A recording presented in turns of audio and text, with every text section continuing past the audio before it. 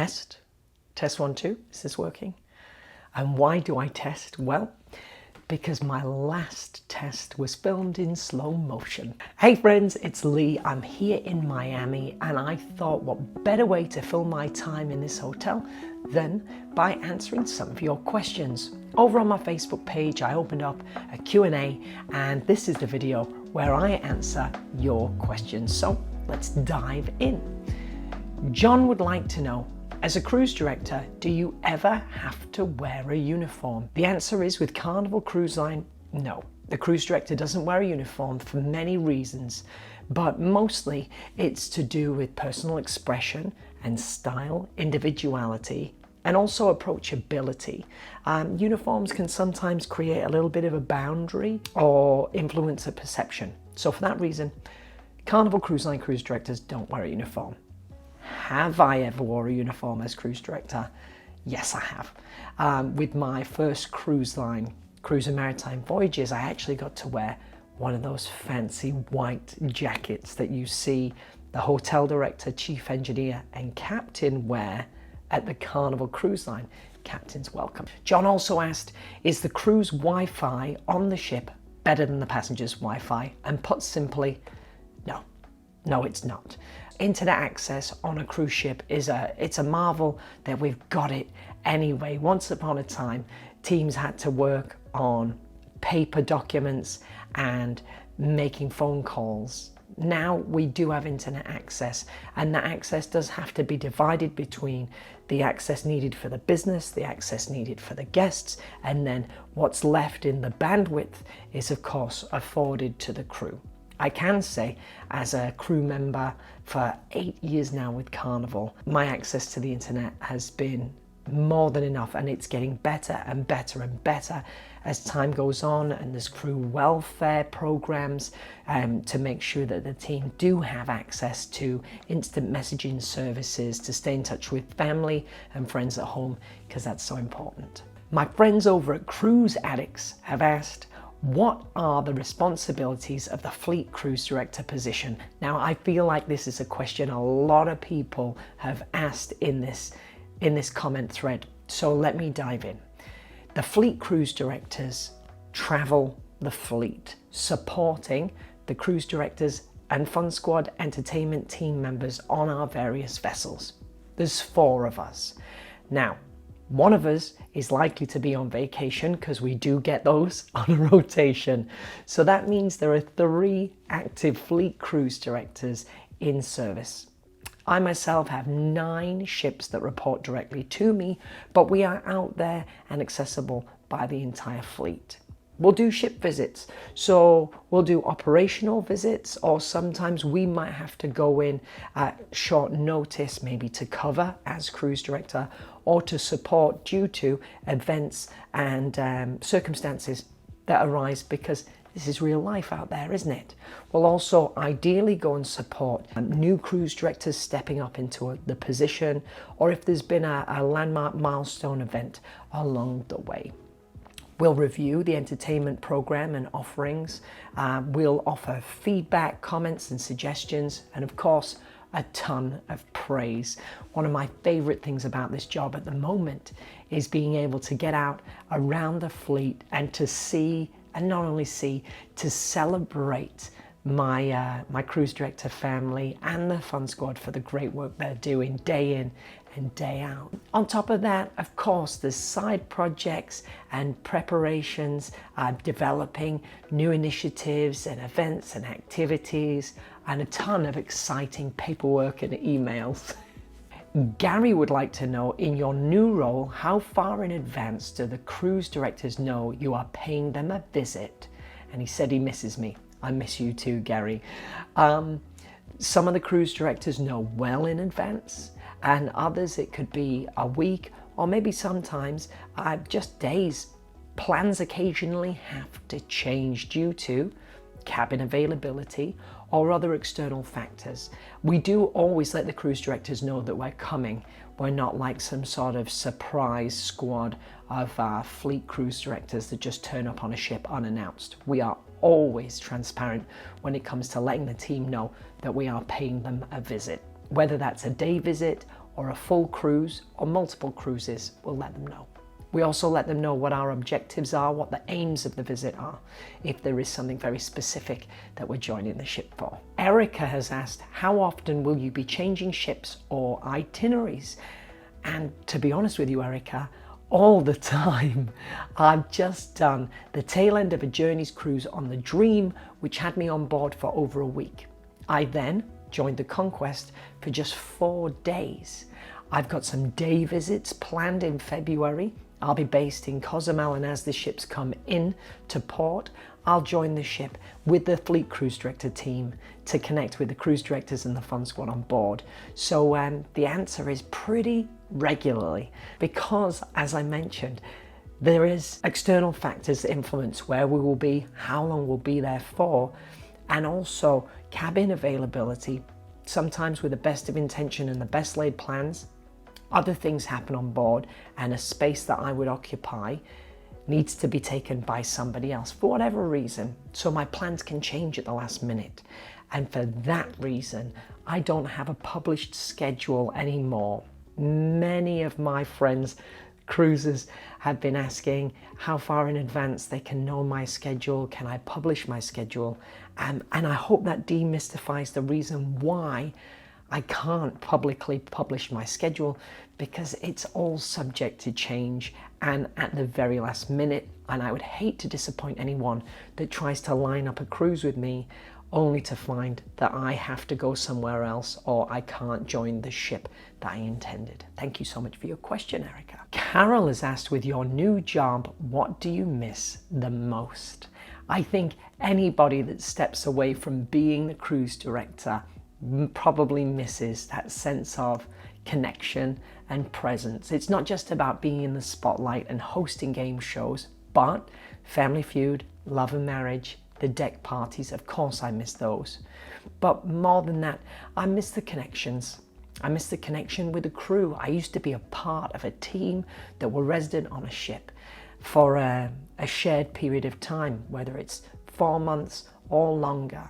Now, because I'm always in transit, I'm joining teams. I'm just a visitor in their house, which has its benefits, but also has its sacrifices. And that sense of connection and community, it is one of them. Wow, that sounds kind of lonely. I promise you, I love this new job. Michael has asked, were you ever able to find the ship's coin on the Venezia? I've got to be honest with you, Michael, I didn't. Did you?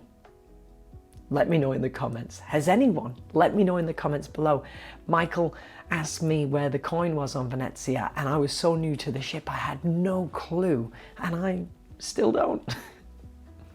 Kathy has asked, hope you're doing well. We're taking the Spirit to Alaska in May and wondered if there's a covered pool that will be open. We've never done Alaska before. Thank you. Any tips would be appreciated. Kathy, get out there and do as many excursions as you can. Start saving now. Go visit the glaciers. Go mush the husky sled teams. Go and see it. Go and do it. Now, our Spirit class ships do have a roof. I can't guarantee that your pool will be covered, but it does have the potential to be. Annette has asked, can you get requested comedians on the ships? I've got to be honest with you, I'm not responsible for booking our comedians, though I love many of the team that join us on board, and I love to laugh. I think there's always something to find funny in a set, even if the comedian is unknown to you. But at present, I have no involvement with the booking of the talent on board the ships. Dwayne has asked, what is your favorite place to eat in Puerto Rico? That is a big question right there. I don't know about favorite place, but I can tell you places that I go frequently. I believe the first restaurant is called the Stuffed Avocado, maybe. It's up by Burger King, just to the left of Burger King if you're looking up the hill. And they take a bowl, they cut an avocado in half, they give you both halves of the avocado, they chuck in rice, salad, pulled pork, chicken, they've got sushi, there's tons of toppings and sauces. I absolutely love that. There's also a chicken wing place right next to the port, which I have eaten at more than I should probably admit. And my mum and Geraldine went to a Brazilian steakhouse in San Juan called Fuego de Chao, something de Chao, and that was incredibly delicious as well. There's a Mexican restaurant called Madre. There are so many awesome places to eat. I would be hard pressed to choose just one, and I know there's going to be Puerto Ricans watching this video going, but he's not talking about authentic cuisine. I apologize to each and every single one of you. I have yet to conquer all of your restaurants out there, and I'm a creature of habit. When I find a restaurant I like, I will go back time and time and time again. But they are my picks for San Juan, my personal picks for a day in San Juan, Puerto Rico. What else have we got here? Susan said, hoping you continue with your videos. We're all hoping someone will video your wedding so we can all watch. Well, great news. I have asked Geraldine for permission if we could set up a live stream so that you can watch. Now, the building that we're getting married in is a huge sandstone building with really thick walls, and I'm not sure how that is going to affect connectivity and broadcast. We've got a sensational photographer and videographer called Adam Grills who's going to be documenting the wedding day for us. So at the very least, you will see wedding photographs and video clips from the day. But I would love to live feed the wedding so that our friends that are on board the ships and all around the world can be present and see the day, should they wish. Elaine wants to know, what are your favorite restaurants or places to visit while in San Juan? This is a popular question. And St. Thomas. I've got to be honest with you, I've not had a great deal of experience eating out in St. Thomas. So there's the Great Wall Chinese restaurant right in the car park at the port. That's delicious. And there's a pizza place. I forget its name. Oh, I don't want to say it wrong, but there's a pizza place and a brewery just across the road. And that's about as far as my adventures have taken me in St. Thomas. I'm so sorry. Elaine, I need you to go out. I need you to find a restaurant to recommend to me, and then I'll take your tips and I'll go and try it out. Claudine has asked, do you like traveling to other ships? The answer is yes. That's one of my favorite parts of this new job, that I'm getting to cruise on ships that I didn't work on as cruise director. Timothy has asked, I was at your Q&A on Venezia a month ago, and I was wondering what some of your favorite non-cruise interests were, favorite movie, band, etc. Timothy, thank you for asking like a personal, like a human question. Favorite band is a tough one because I love a real broad spectrum of music. But my favorite live music experience has to have been Coldplay. I'm a big Chris Martin fan. I love him as a human being. I think he's so inspirational in interviews, and the band's music is just uplifting. I like classic bands. I love Queen. I love a bit of rock music. Big Michael Jackson fan growing up as well. But yeah, Coldplay. Favorite movie? It's been a long time since I've sat and actually watched a movie. But I loved anything that was sort of psychological. So Eternal Sunshine of the Spotless Mind with Jim Carrey, Shutter Island, Inception with Leonardo DiCaprio. You gotta love a James Bond movie for a bit of action as well. Yeah. And then other hobbies and interests, well, vlogging and photography, content creation. I know it's really cliche and cheesy in 2025, but it's true. I love doing this stuff. And I watch so much YouTube. While other people maybe stream Netflix or Hulu or Peacock, I am a big fan of YouTube. I love watching educational and informative content, documentaries, and daily vlogs and reviews and stuff. I love it. Jennifer has asked, if you work on a ship, does your family get any discount if they book one? Like any great business, any bar or restaurant, employees are offered a family discount. Now you do have to nominate and announce your family members in advance. So if you were asking that question, to have a follow-up question of can I join your family or adopt you, unfortunately that's not as clean cut. But if you're just interested in if the crew members can book their family on for a vacation at a discounted price, I am so delighted to tell you yes we can, and yes we do. Courtney has asked, has there been a favourite moment that stands out to you as cruise director? If so, what was it?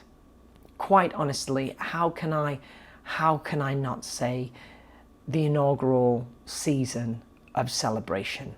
Getting to launch that ship, getting the experience in the shipyard, setting the record for St. Jude Children's Research Hospital, that was out of this world. There's so many things that I could say, but that will forever be a landmark, milestone moment, not only of achievement, but just an experience in itself. The inaugural season of the Carnival Celebration. Bryce would like to know, how much can a cruise director do on their own versus what they have to do from corporate? Can they try something totally new on their own? Could be parties, game shows, etc. Bryce, I'm so glad that you acknowledge that our entertainment product is actually crafted by the team in Miami head office. Everything from our trivia content through to our production shows and game shows is provided to us. Now the great news is we are provided a lot. There's a huge variety there, and as cruise directors we can pick and choose the content, but we have to color within the lines prescribed by head office, if that makes any sense.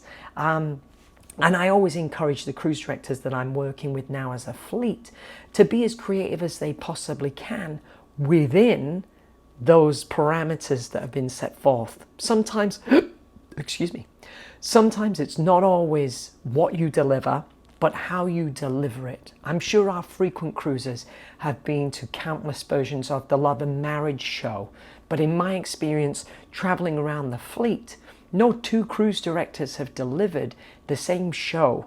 While some of the questions, some of the content may be similar, the way it's delivered, the way it's packaged has always been different, and the whole vibe of the show. So to be completely honest with you, a lot of, I'd say 99.9% of that content is prescribed or defined by the team in the head office, and the creativity comes in with the delivery of that content. Now I know you may hear that and think, oh my word, why can't they have creative control? And that's just to do with the brand integrity and risks as well. I know you could have a great idea, but maybe juggling chainsaws on the Lido deck, it isn't within the health and safety practice. So everything needs approval and the sign off, the blessing, if you will, from the head office team.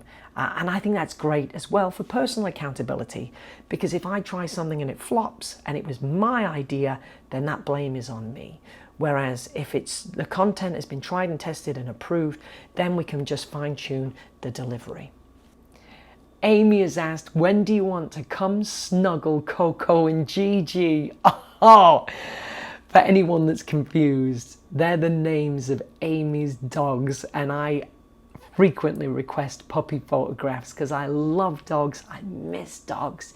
In fact, on the Conquest, I just met one of our security team's dogs that trained on the Celebration, and he's all grown up. I looked at him, he was working, so I of course didn't distract him from his job, but I looked at him and I could see that he was growing up. I love dogs, and I can't wait to own a dog one day. Geraldine and I have this discussion frequently about what breed of dog that we'd get, and there is a compromise in place, because I love Samoyeds. I think they look like incredible polar bears or clouds, but they would take a lot of grooming, and with our intention to live in an apartment or a flat initially, that's a big dog and a lot of fluff. In fact, it is just fluff. The dog is primarily fluff. So we've been looking at maybe Australian Shepherds. I also love little Dachshunds, little sausage dogs, wiener dogs. I think they've got so much character and personality. But I think we've settled on an Australian Shepherd for now. They are beautiful looking dogs. They're a nice size, a medium size. Still probably going to need a lot of grooming though. And you know what, friends? I'm going to have to call it a day answering these questions, but I will return to this Q&A a little bit later. So if you've enjoyed this, keep an eye out for a future question and answer session, and I will be back with you in another video. Much love. Bye for now.